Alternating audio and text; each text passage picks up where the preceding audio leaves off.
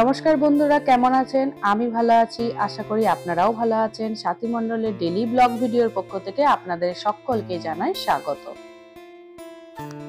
সকালে গরম গরম এক কাপ চা না খেলে ঠিক এনার্জি পাই না, সেই এনার্জিটা দেওয়ার জন্যই এক কাপ চা খেয়ে নিলাম। ওইদিকে সোফায় বসে বড়বাবু চা খাচ্ছে আর আমি এদিকে টেবিলে বসে চা খেতে খেতে একটু ভিডিও শুটও করে নিলাম।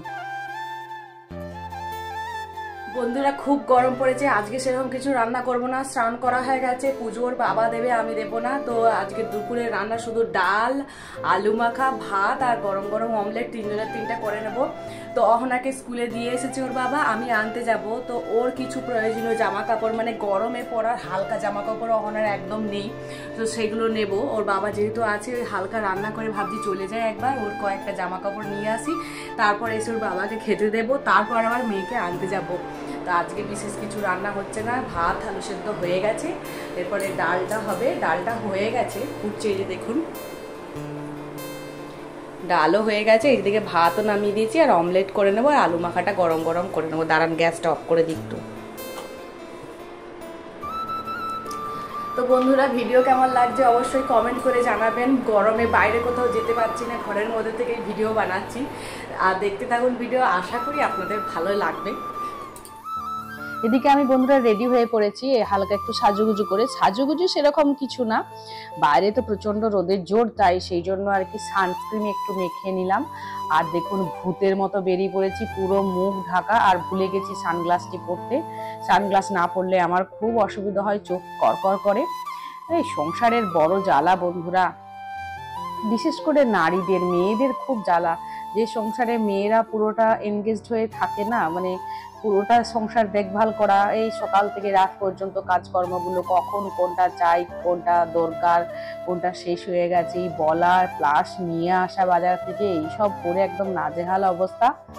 তো হঠাৎ করেই দেখলাম যে অহনার জামা কাপড় তো নেই, সেগুলোই কিছু আনতে বেরিয়ে পড়েছি। পরকে অনেকবার রিকোয়েস্ট করলাম, ও যাবে না, তবু বললাম চলো এই সময়টা খালি আছি, চলে যাই। করতে তো হবেই, ছাড়তে তো পারি না, সংসার যখন করেছি। তাই তো বলি, এই তিল তিল করে তৈরি করা সংসার, একদিন কে কোথায় থাকবো কোনো ঠিক নেই। একটু যদি কাজের একটু গোলমাল হয়েছে, অহনার বাবা অহনা দুজনেই আমাকে কথা শোনাতে থাকে, ভুল হওয়া চলবে না। আরে বাবা, নানা ঝামেলার মধ্যে থাকি, তার মধ্যে তো একটু আধটু ভুল হতেই পারে। আর ওরা দুজনে খুব বকাবকি করে, বকাবকি করে বলতে ভালোর জন্যই বলে, তবুও এক এক সময় রাগ হয়ে যায়। কি করবো বলুন তো। এদিকে দেখুন আমি কথা বলতে বলতে চলে এসেছি বাজারে, কিন্তু এই দোকানটিতে ঢুকলাম, এই দোকানটিতে অহনার ইনার পেলাম না। আমরা কিনতে গেছি অহনার ইনার, মানে ওই স্কুল ড্রেসের ভেতরে সাদা যে হাফ গেজিগুলো পরে না, সেগুলো একটা দুটো নেব, কিন্তু এই দোকানটা নেই। পরবর্তী একটা দোকানে গিয়ে আবার ওখান থেকে নিয়ে নিলাম দুটো গেজি। এদিকে অহনার বাবা বিল করছে, আমি এই ফাঁকে একটু ভিডিও করে নিলাম, তবে দাদার পারমিশন নিয়েই আমি ভিডিও করেছি। বিল করা যখন হয়ে গেছে চলে যায় এবার বাড়ির দিকে, কারণ আর বেশি এখানে গরমের মধ্যে থাকতে ইচ্ছে করছে না। বাজার থেকে অহনার জন্য দুটোই হাফ হাফে কেজি হয়, সেগুলো দুটো এনেছি, কারণ ওর একদম নেই। আরও কয়েকটা জিনিস নিতে হবে, তো আজকে সময় নেই, কারণ অহনার বাবার ডিউটি আছে, এসে খেয়ে দিয়ে যাবে। তো তাড়াতাড়ি করে চলে আসলাম, আবার একদিন পরে গিয়ে যাবো, একটু গরমটা কমুক, নাহলে বাইরে বেরোতে পারছি না, এত গরম, মানে লু বইছে যাকে বলে। তো ওই যে অহনার জন্য ওই দুটো গেজি এনেছি, আর কিছু না। তো এখন যাবো মেয়েকে আনতে, 1:25 বাজে ঘড়ির কাঁটায়। এখন মেয়েকে নিয়ে আসে, তারপরে আবার আপনাদের ওকে নিয়ে আসার পর গরম গরম দুজনে দুটো অমলেট করলাম, আর আলু মাখা করেছি। দেখুন আমরা নিচে বসে গেছি খেতে।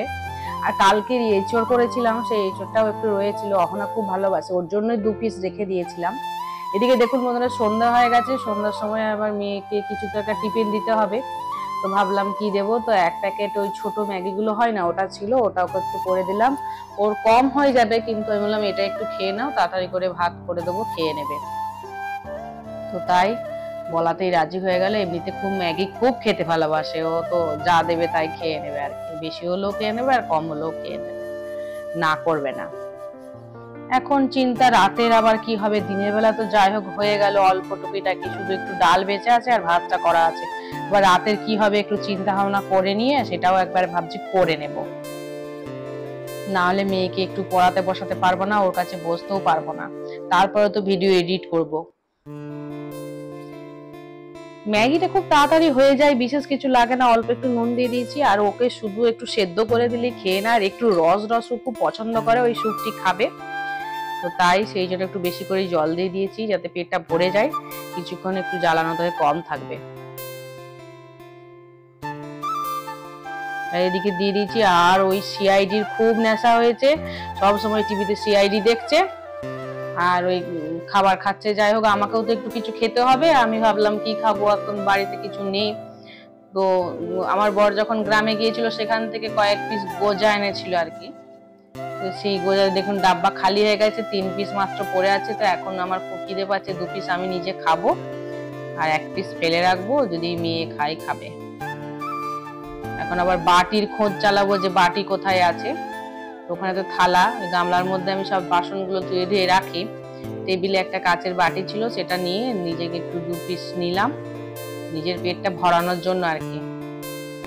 মানে এক কথায় বলতে পারেন আর কি, নিজের ইঞ্জিনে তেল দেওয়ার জন্য। আরে আমার ইঞ্জিনে যদি না তেল দিই বন্ধুরা, গাড়িটা চলবে কি করে, সংসারটা চলবে কি করে? আগে নিজেকে খেতে হবে। আমি মনে করি নিজে না খেয়ে কিছু করতে পারবো না। আমি সব সময় যে কোনো উপবাস, যে কোনো ব্রত খুব একটা করি না প্রথমত, আর করলেও কিন্তু আমি খুব বেশিক্ষণ থাকি না। আমি আমার মতন করে হালকা পাতলা খাবার খাই। পাখাটাকে কি সুন্দর ডেকোরেট করেছে দেখুন। স্কুলের প্রজেক্ট এখন ফাইনাল লুক হয়নি, এই সাইডগুলোয় ও কাপড় লাগাবে বলছে। তো আজকে এখন পড়তে বসছে, তারপরে ও করবে। দেখুন এগুলো হচ্ছে ঝিনুক, ছোট ছোট। এগুলো যে দীঘা থেকে না কোথা থেকে নিয়েছি, পুরী থেকে। পুরী বেড়াতে গেছিলাম বন্ধুরা, সেখান থেকে ও কুড়িয়ে এনেছিল। তো এগুলো এখানে কাজে লাগিয়ে দিয়েছে। আর এটা হচ্ছে একটা পুঁথির মালা ছিল, সেটাকে ছিঁড়ে এরকম করে এই অবস্থা। আর এটা দেখুন, এই ডান্ডিটার কাজটা কি সুন্দর ডিজাইন করে দিয়েছে, এটাও লাগিয়ে দিয়েছে। তখন ফাইনাল লুক হয়নি, ও নিজেই করে এগুলো যেহেতু পারে। আর এই সাইডগুলো কাপড় দিবে বলছে। কাপড় বলতে রিবনগুলো হয় না বিভিন্ন কালারের, সেগুলো একটু একটু করে সাজিয়ে কালকে স্কুলে নিয়ে যাবে। ব্যাগটা যে কি পরিমাণ ভারী তা বলার মতো না। দেখুন কতগুলো করে বই নিয়ে যায়, এর উপরে আবার ওয়াটার বোতল আর টিফিন বক্স থাকে। মানে আমি যখন নিজে হাতে করে ওকে তুলে দিই, এত ভারী আমার নিজেরই খারাপ লাগে, তার উপরে তো ও পিঠে করে বয়ে নিয়ে যায়। এখনো পড়তে বসবে, কতক্ষণ পড়বে জানি না। আস্তে আস্তে করে রাখো মা।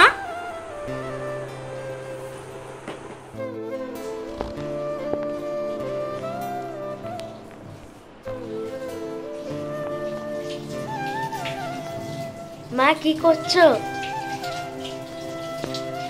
রাতে একটু আলু সেদ্ধ দেবো, দুপুরবেলা সেরকম কিছু রান্না হয়নি, রাতের একটু আলু সেদ্ধ দেবো কুকারে। আর তো বাবাকে দুধ আনতে বলেছি, আলু ভাজাটা মাখবো। আর এই যে পোস্ত বাটবো, একটু শুধু পোস্ত শিলনোড়াতে নিয়ে নিয়েছি, পোস্ত আর একটা কাঁচা লঙ্কা। আর এই বাটিটাই করে পোস্তটা আমি গরম করে নেবো, হালকা একটু লবণ আর সর্ষের তেল দিই। এই বাটিটাই বেশ সুন্দর খেতে লাগে। এই রাতে এইটুকুই করবো। এখন পোস্তটা একটু বেটে নিই। এখন আমি একটু পোস্তটা বেটে নেব। রাতের কি করব তো দেখতেই পেলেন, ঠিক করা হয়ে গেছে। এখন পোস্তটা একটু বেটে নিই, শিলনোড়াতেই পোস্ত বাটি, এবং এমনি অন্যান্য মশলাও আমি শিলনোড়াতেই বেটে খাই।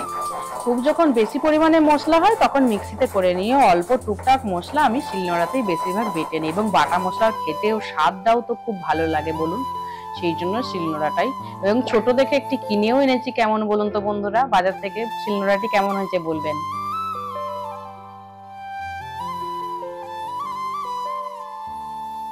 বিশেষ করে পোস্ত আর সর্ষেটা যদি শিলনোড়াতে বেটে নেন না, তার স্বাদটা কিন্তু আলাদা হয়। মিক্সিতে যে বা বেটে খেলে তার স্বাদ কিন্তু এতটা ভালো হয় না। এদিকে কুকারে আলু সেদ্ধটা দিয়ে দিয়েছি।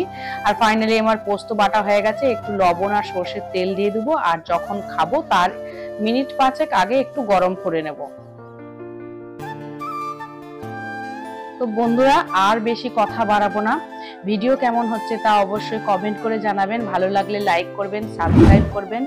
ভালো থাকবেন, সুস্থ থাকবেন এবং সাবধানে থাকবেন বন্ধুরা। দেখা হচ্ছে নেক্সট ভিডিওতে। Tata, by.